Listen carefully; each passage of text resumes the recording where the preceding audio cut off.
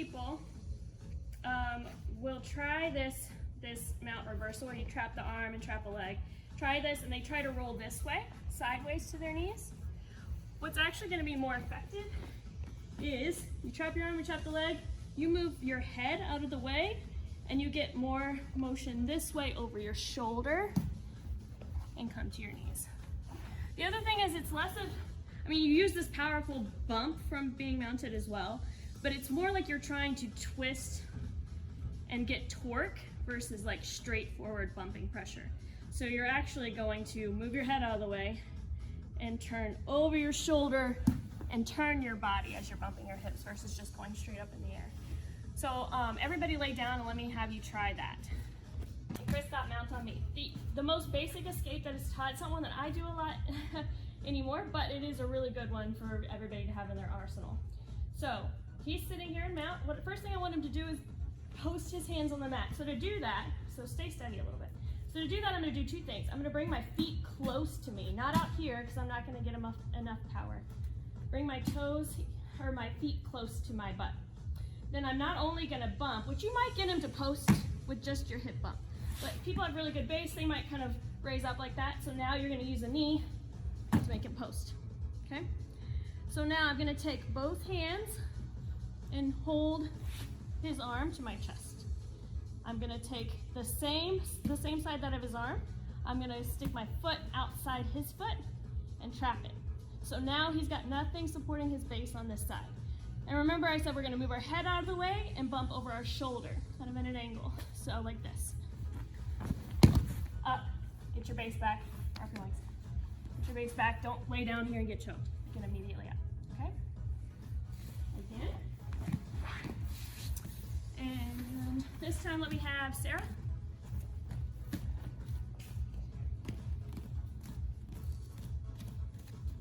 So we're keeping our elbows inside. I've got my feet close to my butt.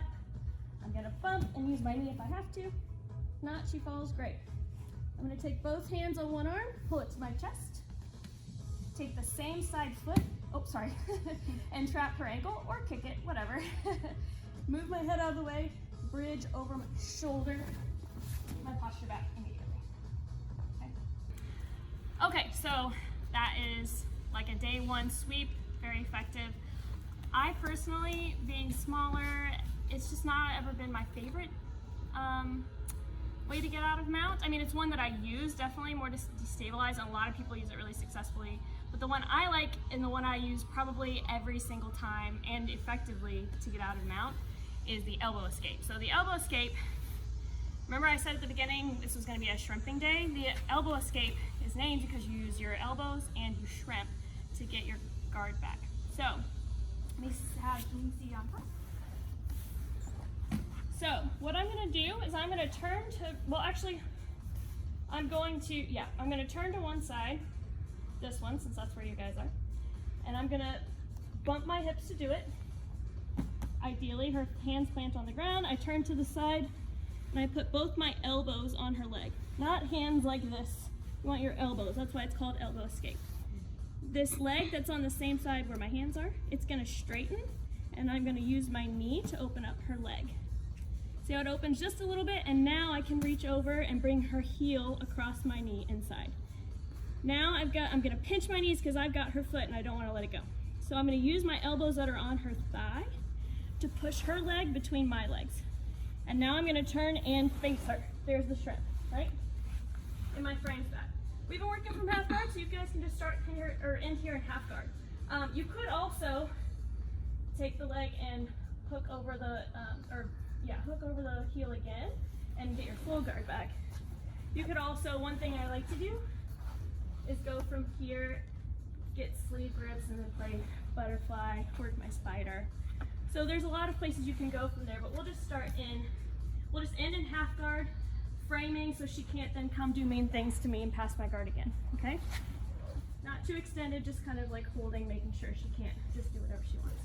You spent all that time getting out of mount, so stay out of mount. So one thing I noticed is we're having a little trouble, so go. We're having a little trouble here. So remember, you don't just flatten it and try to step over. I mean, you can sometimes. You use your knee to open the foot. Now sometimes it can still be tricky to get that foot, and they might be stuck. They might be really wedging it into the ground. You can also use your toes to bring it over. If you've got enough foot dexterity, which you all do, I believe in you. Okay, so you trap the foot first, and then you push the knee between your legs. Now, some of you, and I didn't emphasize this correctly, some of you were just stopping here. Don't stay here, because she can come up to S mount and take my back, and then that's a bad day too. Okay, so as you're pushing the leg between your legs, you're turning and facing her and getting your frames back, okay? So that's it. Try a few more. So, it's gonna be hard to escape mount. It's rarely this beautiful. I mean, especially if somebody's just intent on just holding you down, which is their right, they're in mount. It can be really tricky. So my advice to you, here's my pyramid of priorities. First, I'm trying to survive and be safe by keeping my elbows in, like we talked about, and my feet close to my butt. The other thing I'm doing is using my feet. Remember, the positions today involve you using your feet to control what's going on down here too. And the last thing is stringing these together. So you know too, there's obviously other mount escapes. You could, once you know them, you can work this into your arsenal too.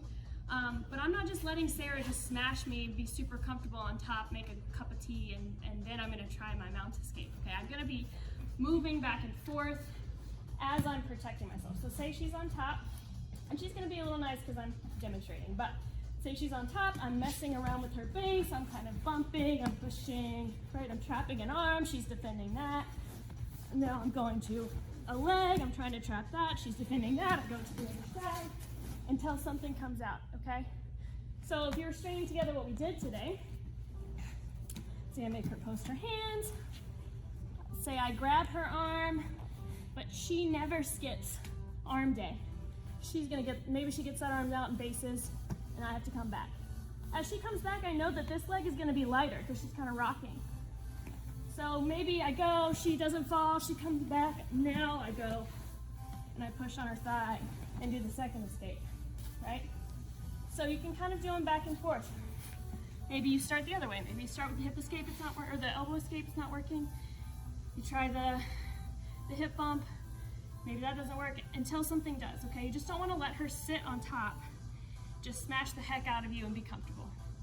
Stay safe, don't do this action, but move side to side, try things back to back until you get your hips free, okay?